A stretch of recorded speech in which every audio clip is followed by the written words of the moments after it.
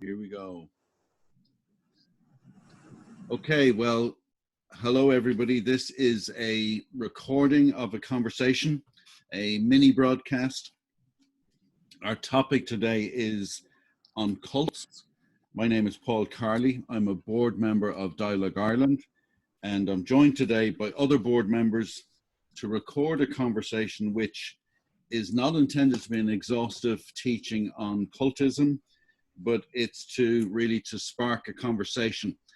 We decided that if we had a conversation that you could listen into, that perhaps it would give you the bones that you can put the meat on yourself. And what we really want to do is put into the hands of people the possibility of understanding perhaps a little bit more about how cults work and therefore avoid getting involved.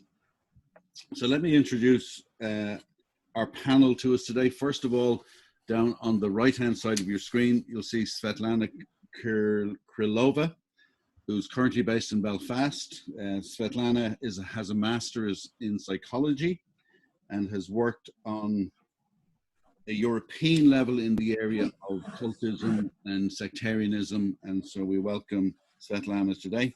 Tomas West on the top left-hand side with the beard waving to you there. Tomas is a Dublin man. Tomas served in the Defence Forces, I think did a couple of bouts overseas, and then Tomas took a BA Honours in Counselling and Psychotherapy and is a member of the IACP. Tomas' particular interest is in addiction and anxiety disorders and trauma, which I presume is an interest from his military background, but also trauma appears in many different ways, and has a general interest in and a growing concern around the area of where religion and spirituality has a part to play in our mental well-being. And then finally, our last panelist is Mike Garde, the founder of Dialogue Ireland. Mike has a Bachelor of Divinity from Maynooth University here in Kildare, and an MA in theology from the Milltown Institute. And Mike is probably too shy to say this, Mike would be the leading Irish authority on cults and cultism. He's a regular contributor to the mainstream media, including RTE. He doesn't always get mentioned, but there's always a journalist looking for background information on some cult, and Mike is the go-to person for those things. And Mike has also appeared in most of our courts as an expert witness surrounding cultism and surrounding cases where people have been abused by cults. I am a pastor in a small local church. I'm a former accountant, and so I'm an accountant from the motor industry, and I came into ministry in my 40s, and so I have a Bachelor of Theology honours from the South African Theological Seminary. And so I'm here today as your host.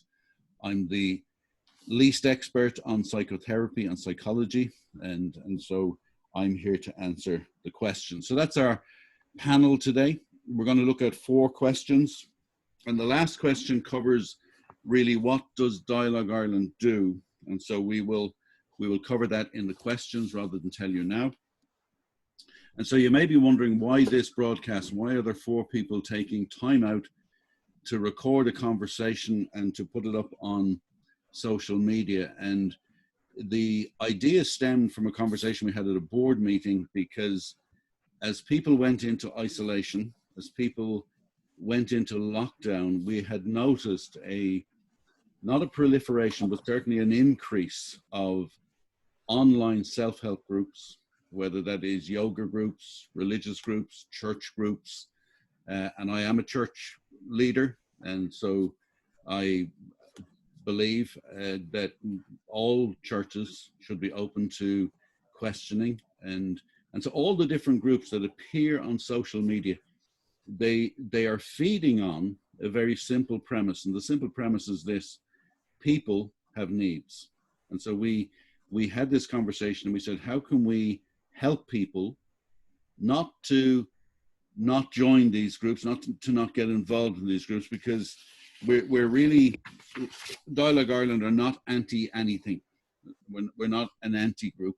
We're not a lobby group. We're simply a group who are here to help people navigate some of these self-help groups. And you'll know them yourself online. Even in the COVID pandemic, people suggesting you drink this, take this, wear this, do this. And so people feed on people's needs. And so really the purpose of this broadcast with Tomas and Svetlana and Mike is to get some of their ideas about how to recognize a cult, what you should look for, what you should avoid, and then also we'll touch a little bit on what, if you are involved in a cult or a family member is involved in a cult, where Dialogue Ireland can help.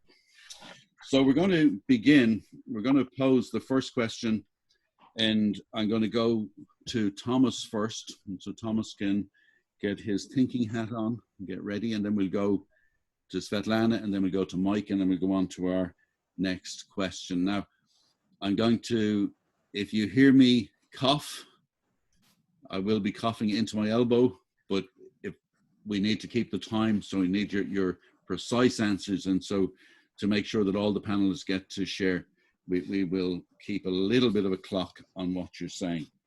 I may come back with a second question. I may want to just tease out an aspect. And then if the other panelists can also, if they think of something during the presentation of the other person, also feel free at the end to get some clarification on those things. So the first question we have is, how would we define what a cult is? And so I'm going to put this to all of the panelists. How do you define what a cult is? And we need to re-emphasize, we're not a new religion. So we're not Dialogue Ireland saying, leave all those crazy things, come and join us, because we're not as crazy as the rest. So we're not a religion. We're not trying to get you to join. So how would you define, Tomas, a cult? And could you probably also touch a little bit on where, because some people get mixed up and say, well, some people say all cults are religion, and some people say, well, my cult isn't a religion. But where does cultism fit in within that spectrum? Well, it's actually a more difficult question you might realize, because first of all, I think any organization can display cult-like tendencies. And I tend not to focus on whether it's a political cult or a social one or a religious one. I tend not to focus on the dogma or the religious belief. I try and come at it from a different perspective. So what I'm looking for is the psychological perspective. What is the emotional, the cognitive, and the psychological pressure that the organization might try and place the individual under? I'm a psychotherapist. As such, I don't diagnose mental disorders. That's another branch of psychology.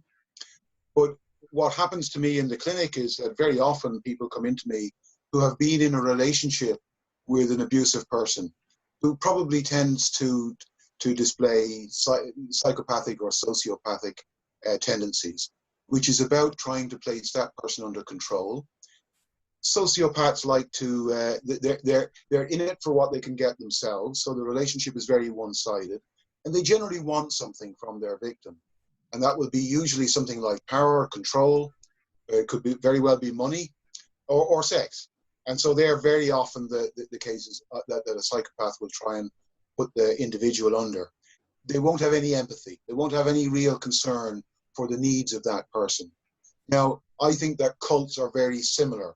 So as an organization, it will display those psychological pressures that it would bring to bear on their members. So the organization itself will behave in a sociopathic manner. And they'll use the members to gain control over them, to gain access to money, to sex. And so to do that, they'll undermine the members' version of reality. They'll try and isolate them. They'll try and withdraw them from their family. They'll try and make decisions for them where they might live, where they might work, and with whom they might associate. So I would say, if you're trying to look at the definition of a cult, try and determine the psychological pressure the organization uses on its members. You know, we have a legal and a psychological term, undue pressure. So you're looking for signs and indications of undue pressure placed on the individual members. Okay, so the interesting thing is you talk about individual relationships. So that can be a couple, for example, whether male, female, two males or two females, doesn't matter what the relationship is. So it can be an individual behaving like a cult-like, in a cult-like way, or an organization. So it really, the behavior can spread right through your relationship. I might come back to that later on as to whether there's a particular type of person who might be vulnerable to a cult. Is there a particular personality type? I think that's an interesting question, and we can probably come back to it later and look at because a lot of the time we people who've exited cults ask the question, well, how could I have been so stupid? But that's not a really fair question to ask ourselves. There's much more going on there, and we might explore that in a minute. Absolutely, yeah. So Svetlana, how would you answer the same question? What would your defining, if you put it all down into a, this is the really key things that I would actually go, if I see those things, that's a cult. I mean, it's the old adage, if it walks like a duck and it quacks like a duck, it's a duck. So what would be the key things that you would say that's definitely cult-like or cult behavior? Thank you, Paul.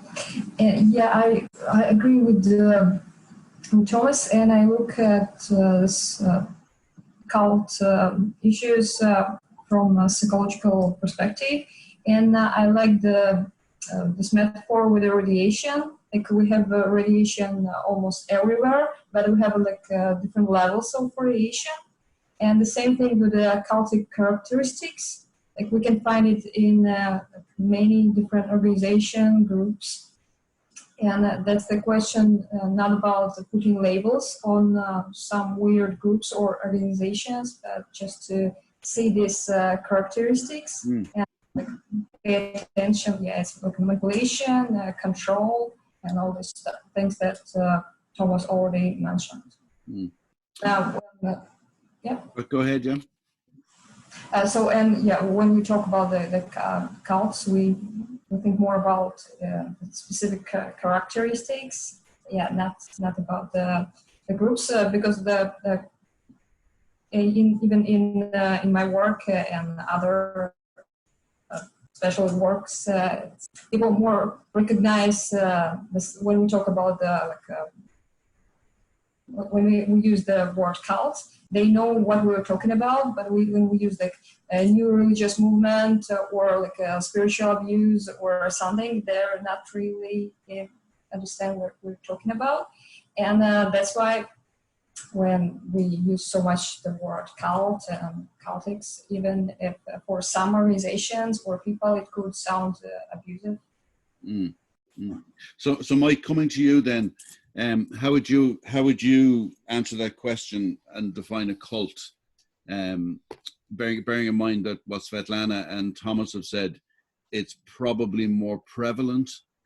I mean, if you say to the normal not the normal person's the wrong word, you say to the ordinary man on the street, to use a political term, what's a cult? They'll probably name off the three big ones. But it seems to be much more widespread in what Tomas and Svetlana have said. So how would you define a cult? Well, I would see it that, there are different dimensions. My training is in theology, but the more I've studied the subject, the more I realize that the issue of being a cult historically would have been that you diverged from the main consensus of what, for instance, in the Irish context, a cult was anything that was in disagreement with the Catholic Church, and the term they used was a sect. So if you were a Protestant or you were Jehovah's Witness or Christian Scientist, but with the emerging reality, most cultist groups are in fact not based on necessarily on a religious belief system. They could be New Age, they could be Eastern, philosophically Hindu origin or Buddhist, or when we have also what a lot of people didn't understand is they were confusing the religion of Islam with Islamicism, which is the kind of cultist version. So someone like ISIS, we understand, is not quite the same as being historic Islam, but some people would view every group that's Islamic as being a cult. So again, I would say the recognition that there's more to cultism than purely religion, but obviously it's helpful to understand the religious background if a person joins a group like that. But then also the aspect, as Svetlana put it, we tend to minimize, and we talk about a new religious movement. And if you sent someone on the street and said, I'd like to do a survey on new religious movement, they look at you as if you're talking about a bowel movement or something. And they don't have clueless. But that's why we need to use the word cult. But the danger with the word cult is it's too narrow, but it does give you the issue of alarm. Oh, something to be, people are clear what you mean by a cult. They don't like the idea of it, and they want to keep away from it, and they have friends who've joined one, so they know what it means, but they don't specifically know what it means. But as Tomas has said, it's the use of undue influence on people without their consent, and then patterns of getting people under control using grooming methods, which we're familiar with now in regard to child abuse and that type of stuff, and abuse of women, and also the fact that people who've been affected can be 30 years, 40 years before they come to realization of the mental control they're under. And so by that time, you've got a statute of limitations. And so mental control, sexual control, everything isn't a cult. But on the other hand, there are cultic dimensions in everything from political parties to boardrooms of massive corporations. So we mustn't think of it as just the Scientology group, because then we actually miss the point, is that it can happen on your own road, and yet you don't realize it, that you've been taken under influence. I think of that Irish woman who joined that Maoist cult in London, and she was something like 25 years living locked up in the group.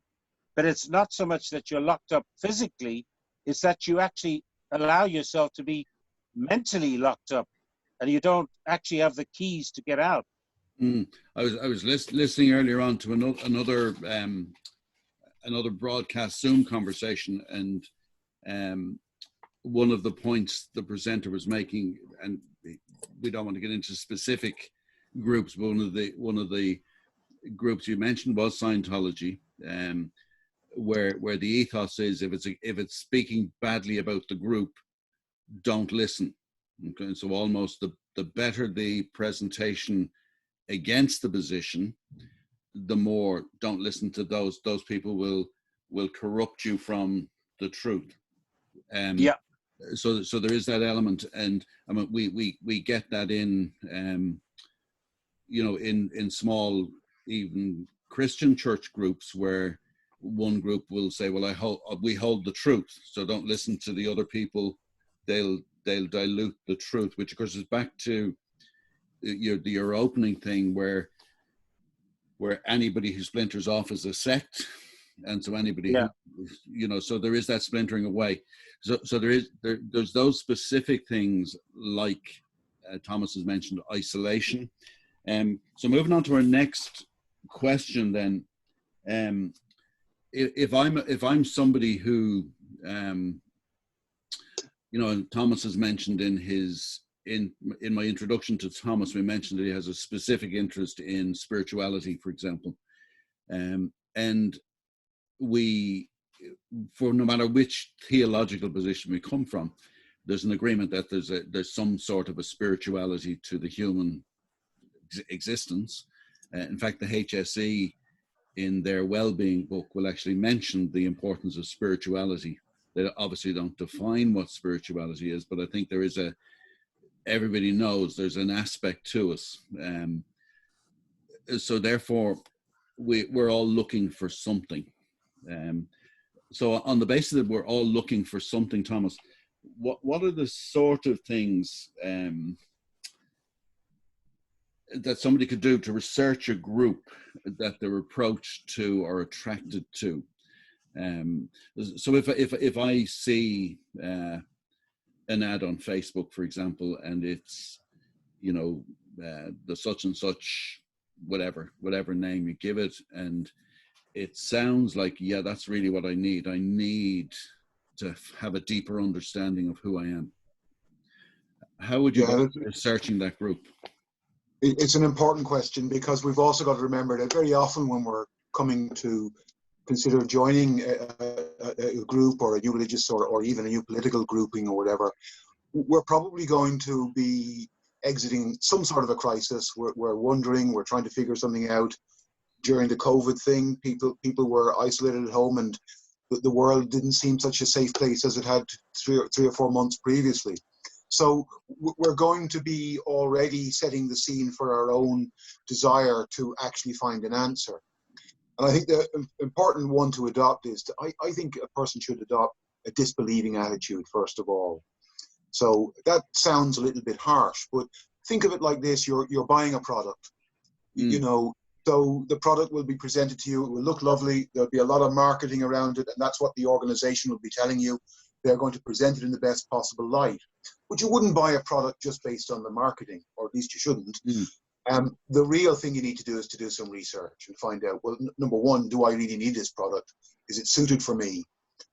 Is it going to work properly? What are the downsides? Because there's always going to be downsides. Yeah. And so we need to actually look at the negatives.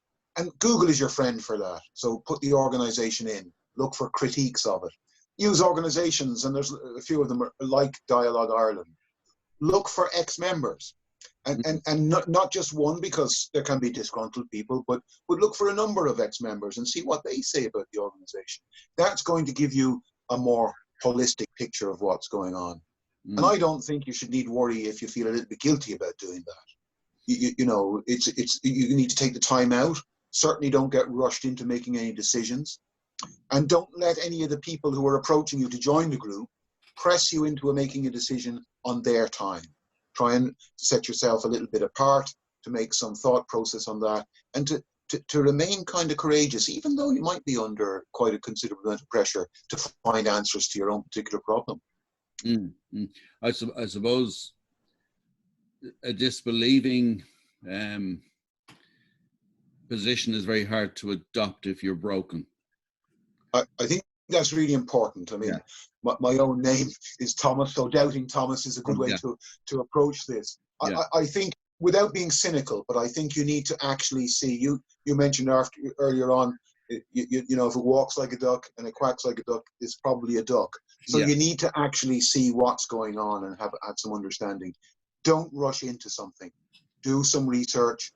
Certainly go and use Google and try and find out, is there alternative views about this organization, and maybe talk to people who you trust. Yeah. And so Svetlana, the same question to you. What would your advice, if somebody came and said to you, listen, I'm about to join whatever organization, what would your advice be to them? Yeah, the first advice would be do investigation, like from different sides.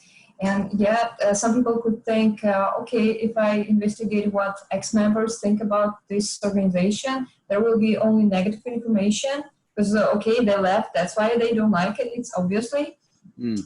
Look from like a different perspective, what maybe current members like or don't like about this organization, or if they say only good things about this organization, it could raise some questions, like why everything is good. There's no critical information about this group.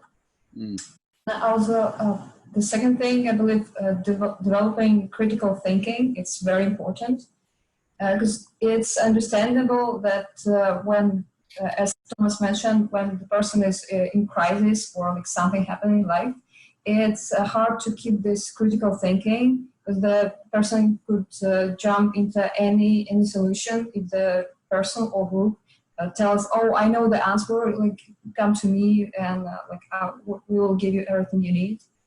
Just join us. And in this right moments, people tend to join. That's why even beforehand, it's good to develop this critical thinking and analyzing, just having this tool of analyzing. And if you have this period of life, you already know how to analyze, how to use this the tools we mentioned before, like Googling, but doing it from different perspectives, and kind of, oh, okay, like you don't jump straight away. You make this gap, like no rush, just yourself a time, the break, and only then make your self solution. It's not because of he said or she said. Like make your own personal decision.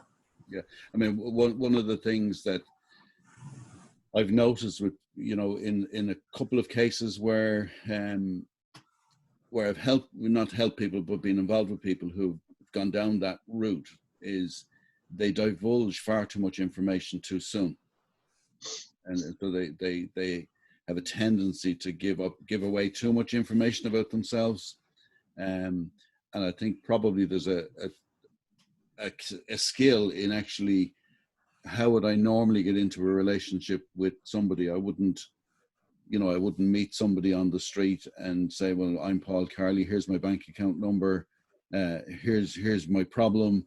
You'll be much more cautious. And I think people sometimes miss that, why they ask me all these questions. So Mike, what would you advise somebody researching your group? I mean, what would be the key red flag for you? Well, are you moving on to the fourth question? No, we're on the second question.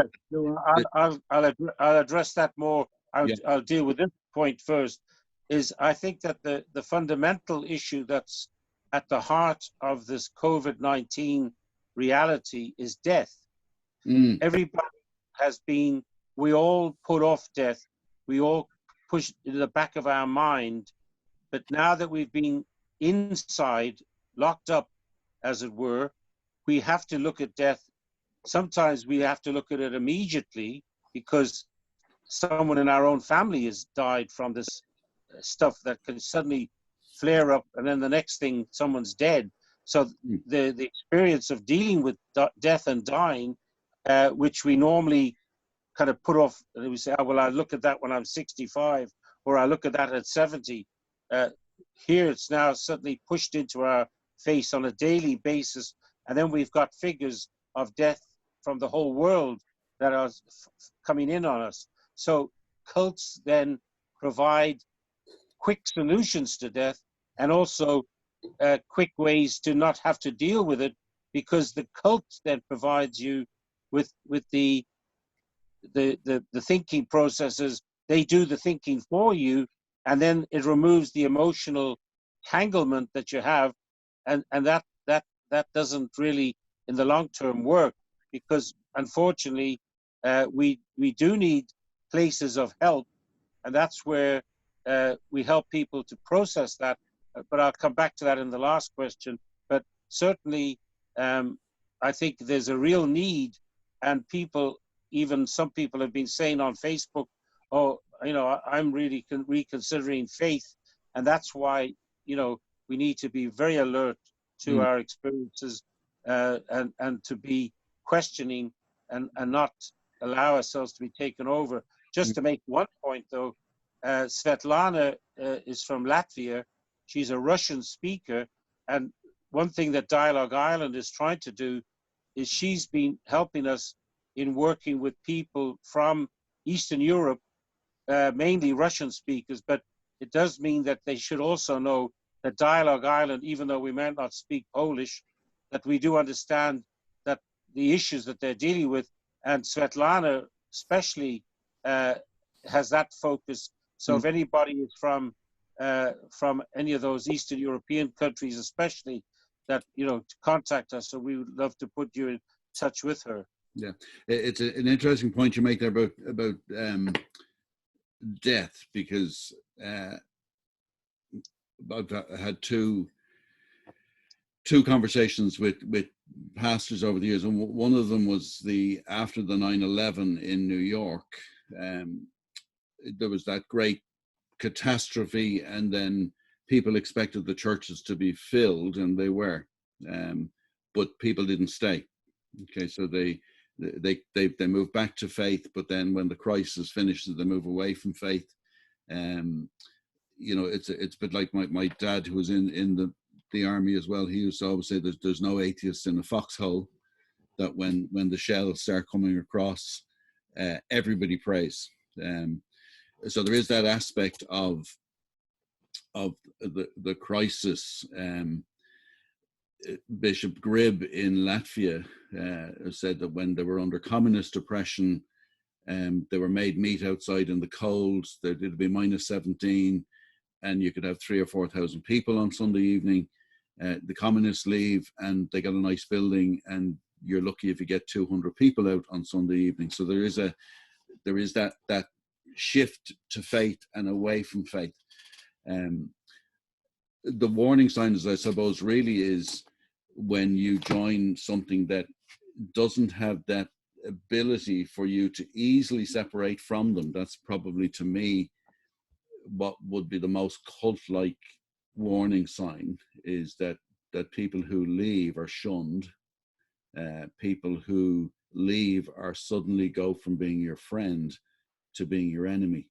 And that is, would that be a warning sign that you would see, or is that a normal thing? Who are you asking that to, Paul? Anybody. That was sort of anybody at all. So wants that one. I think that's an important one. You mentioned that the organization will try and alter your perception of reality. It's called gaslighting. So they're going to try and get you to feel, you know, that theirs is the only version of reality that exists, and we're very susceptible to that. And not forgetting also all your friends. If you're in the organization for any of the time, all your friends, your family, you know, everything that you know is probably, that's really hard to give up. So there's quite a lot of pressure on a person to remain once they've made the decision to enter the organization. Okay, we're about 5 minutes out from the end of this recording, so I'm gonna go to Mike for the last 3 or 4 minutes. Mike, can you just give us a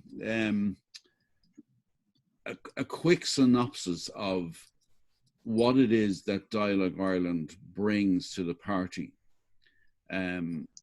You know, how can you help somebody who is looking at an organization, maybe has even become embroiled with it, and is thinking, well, I'm not really sure about these people, and what way? So where would Dialogue Ireland fit into that? Well, I would say that first of all, we have been around for, you know, the guts of 30 years, and we have been assisting people by, first of all, providing advice and information. So someone can phone up, and then they might disappear for 6 years, and come back again. Oh, do you remember that call? I don't actually, but certainly we're available. And then we developed a website and also a blog, and that's a fantastic resource for people, because often it's when they find information about the group that they're looking for, that they can then have feedback in their own head as to evaluating what they're in. And so that blog, and also in the context of an age where people don't read newspapers very much, it means that you're gathering a massive archive of material, because don't forget, most people are behind a paywall now. But I found that my relationship with the media is that at least we could preserve an article which is significant, like say on Scientology or the Jehovah's Witnesses, that has been lost into the general culture. But by us preserving it, we have material on Tony Quinn, for instance, that dates back to 1974, an archive of material, which that when people read that stuff, it helps them to gather in their head. So just not to cut across you, Mike. So when Tomas says do research on Google, and Svetlana mentioned it as well, you know, people will go, oh no, they're the disgruntled ones. Your archive is really just fact. It's not an opinion of Dialogue Ireland. Here's some facts, here's some stories. So you don't write an opinion on it, but you have an archive of really a fact. Would that be true?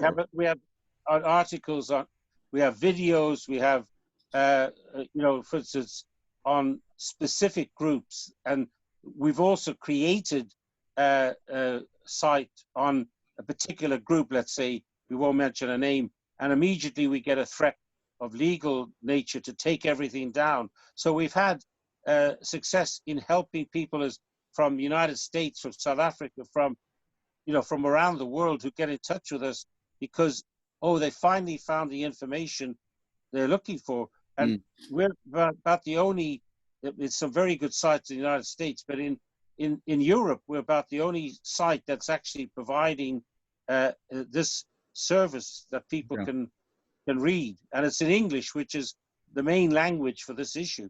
Yeah. So I'm going to, we've got about 2 minutes left. So I want to thank our panel. Thanks, Svetlana and Thomas and Mike. Pleasure. I want to make sure that I stop the recording, we don't lose it. So I just want to thank you, and we will put this up online, but there will be websites and so on to make sure that people can get to that information. So I'm going to stop the recording now, and we will look forward to continuing our conversation on another day.